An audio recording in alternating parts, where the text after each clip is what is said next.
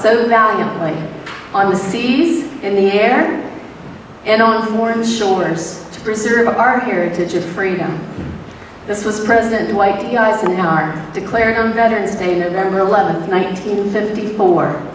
So on November 11th, the 11th month, the 11th day, and the 11th hour, every year, we stop to remember that freedom is never free and that someone has paid the price for us, and we need to carry on. So welcome today to Veterans Day, and now I'd like to have you welcome the Newark High School Junior ROTC Color Guard as they present the colors.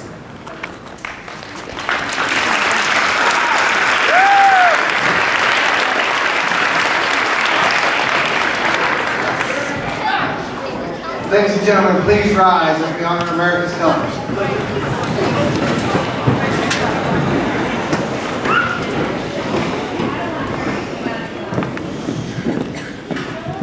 March time. March. Left turn. March. Color. Vote. Present. Off.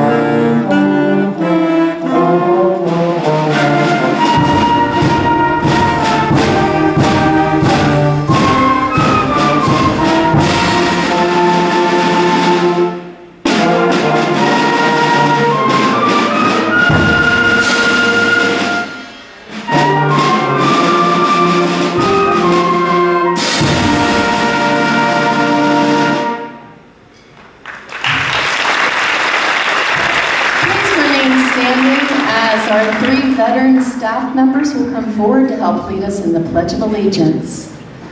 Ms. Ziegler, Ms. Hudson, and Mr. Cooperrider also, I don't think he's here.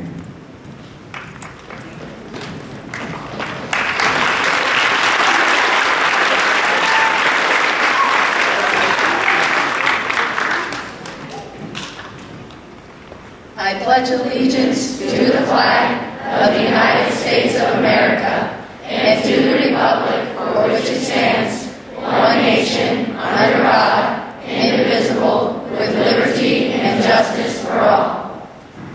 Order. Arms. Right turn. March. Forward. March.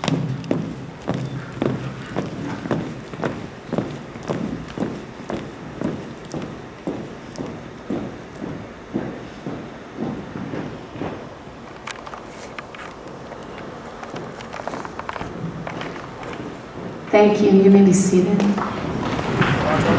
Hey, I'd like to welcome you again, but I want to welcome some special people who are with us today.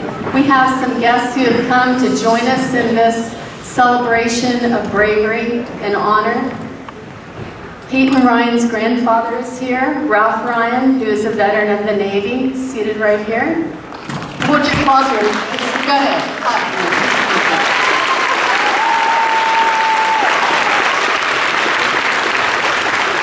Friend of the family, Bernie Volpe, is a veteran of the U.S. Air Force, retired.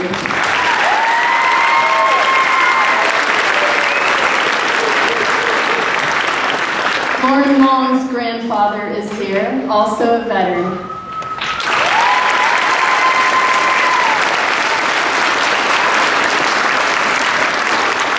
If there's there's anyone that has slipped in without my noticing, please raise your hand now and let us recognize you as well. Oh my gosh, I almost forgot. How could I forget Private Seth Tigner of the National Guard, who is an alumni of Lincoln, an alumni of Newark High School, and one of our very own, and here with us today. Seth, thank you so much.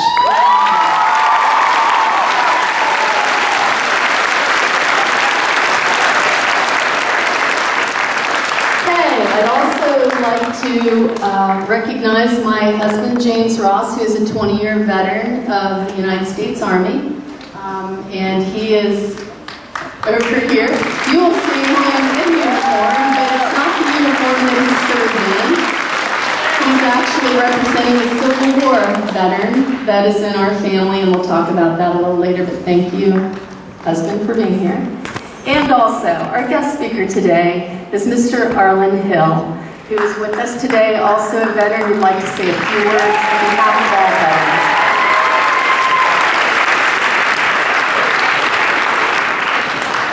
Thank you, Mrs. Ross. It's an honor and a privilege to be here this afternoon as we celebrate the spirit of America by celebrating the caregiver of that spirit, the American veteran. To all the veterans that are here today, I say to you, welcome, welcome home. How many of you know a vet? How many of you are related to a vet? To each one of them, I say, welcome home, because they've earned it. A few days ago, we had a presidential election. Now, I know that a lot of you are tired of the rhetoric and politics, but this isn't about rhetoric and politics. This is about the peaceful transition of our government that has happened for over 200 years. And that's all possible because of veterans, because of men and women who laid down their lives so that we could believe in the principles of freedom and democracy, so that we could cast our vote for who we believed in and who we would want to represent us in our government, be it in the federal government, be it in the state government, be it in the halls of city council. Each and every one of us can thank a vet because we do have that right to vote. But what is a veteran? Tell me that. What is a veteran? A veteran is a person, according to Webster, who has served in the armed forces. Now, in this case, we're talking about the United States, but it could be any country around the world. And also, they come from different aspects of life. They all have the same goal, the same principle, to defend our country, to preserve, protect, and defend the Constitution of the United States of America. But they're different in many ways. A vet could be a male or a female. A vet could be a Protestant, a Catholic, a Jew, a Sikh, a Muslim. A vet could be a farmer, a doctor, a lawyer, a teacher, an engineer.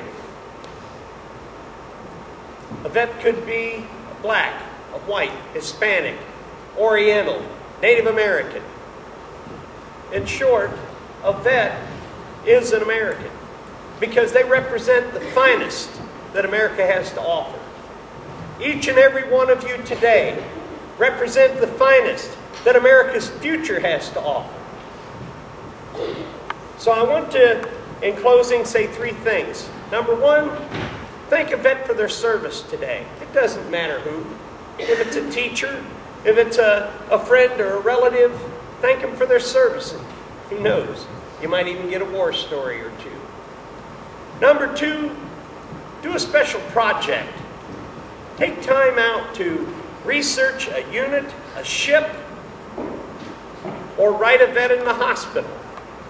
You can go through Wounded Warrior Project, or you could go through one of the local veterans organizations, such as the Vietnam veterans, the Disabled American Veterans, the Veterans of Foreign Wars, the American Legion, and many, many, many others, in order to find out contact information. And you know, they would greatly appreciate it. Third, I want you to take time out of your day, whenever you get the chance,